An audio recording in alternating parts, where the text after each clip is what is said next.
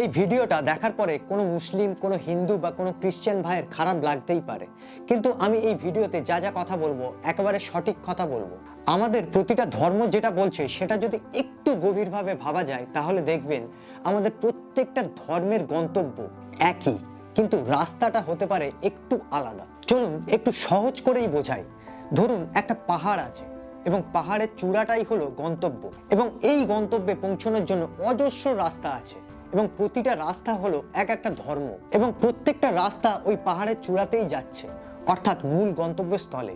অর্থাৎ এখানে প্রত্যেকটা রাস্তা গিয়ে মিশছে একটা জায়গায়। কিন্তু আজ মানুষ যেটা করছে, কার রাস্তা কত ভালো সেটা নিয়ে ঝগড়ায় মেতে আছে।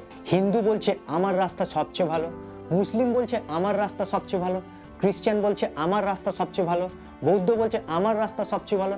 এইরকম প্রত্যেকটা রিলিজিয়নের মানুষ বলছে যে আমার রাস্তা সবচেয়ে ভালো, এবং আমরা একে অপরের সাথে নিজেদের রাস্তা কার কত ভালো সেটা নিয়ে ঝগড়ায় মেতে আছি।